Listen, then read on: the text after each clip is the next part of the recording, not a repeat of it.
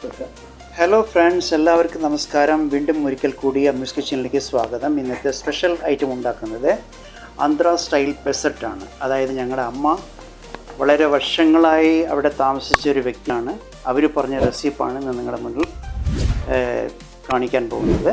അതിന് വേണ്ട നമുക്ക് ഇൻഗ്രീഡിയൻസ് 2 കപ്പ് ചെറുപയർ, വെളുത്തരി 1 കപ്പ്, രണ്ടും കൂടെ തലേ ദിവസം രാത്രി വെള്ളത്തിലിട്ട് വെച്ചിട്ടുണ്ട്. അത് കഴുകിയെടുത്ത് നമുക്കതിനെ മാവാക്കി എടുക്കാം. ഇതാണ് മാവാക്കി എടുത്ത രൂപത്തിലുള്ള മിശ്രിതം. അതിലേക്ക് നമുക്ക് നമ്മുടെ ടേസ്റ്റിനനുസരിച്ചിട്ട് നമുക്ക് ഉപ്പിടാം.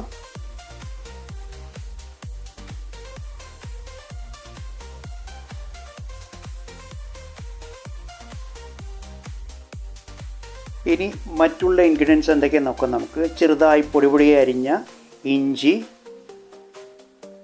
അതുകൂടാതെ പച്ചമുളക് അതും ചെറുതായിട്ട് അരിഞ്ഞ് വെച്ചിട്ടുണ്ട്, കരിവേപ്പില പൊടിപൊടിയായി അരിഞ്ഞത്, പിന്നെ 2 ഉള്ളി, വലിയ ഉള്ളി ചെറുതായിട്ട് അരിഞ്ഞ് വെച്ചിട്ടുണ്ട്. ഇനി നമുക്ക് വേണ്ട ആവശ്യം ജീരകമാണ്. ജീരകം ഇതിൻ്റെ പ്രധാന ഘടകമാണ്. കാരണം കുറച്ച് നല്ല ഫ്ലേവർ കിട്ടാൻ വേണ്ടിയാണ് ജീരകം ഇടുന്നത്. So let us start. അപ്പോൾ നമ്മൾ ചൂടായ ദോശക്കല്ലിലേക്ക് മാവ് പരത്തുകയാണ്. ദോശക്കല്ല് നന്നായിട്ട് ചൂടായിട്ടുണ്ട്.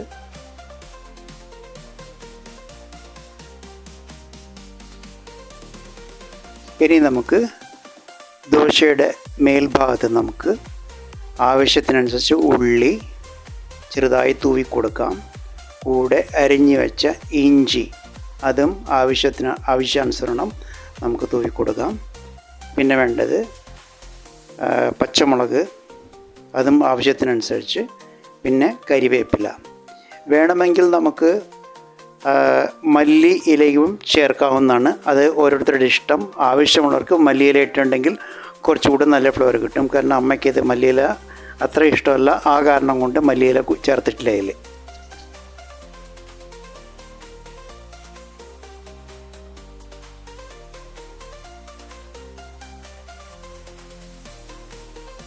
എല്ലാ ഇൻഗ്രീഡിയൻറ്റും ചേർത്തതിന് ശേഷം പതുക്കെ ആ ദോശയുടെ മേൽ തട്ടി കൊടുക്കുക, അമർത്തി കൊടുക്കുക ചട്ടുകം വെച്ച്.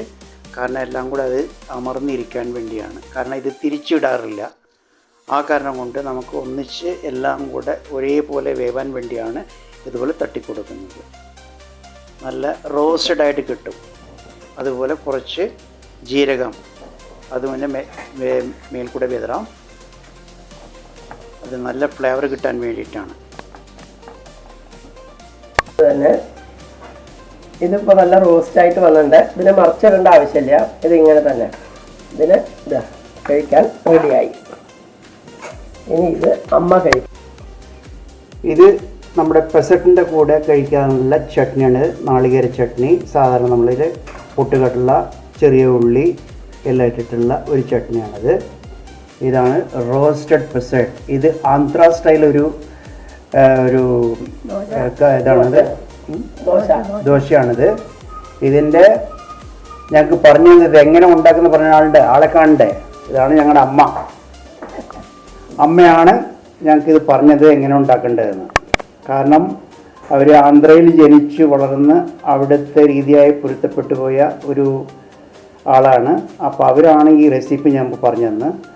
അപ്പോൾ അമ്മ അത് കഴിച്ചു നോക്കി എങ്ങനെയുണ്ടെന്ന് പറയൂ. അമ്മ പറഞ്ഞ റെസിപ്പി തന്നെയല്ലേ? നന്നായിട്ടുണ്ടല്ലേ? ഓക്കെ, അടിപൊളിയായിട്ടില്ലേ?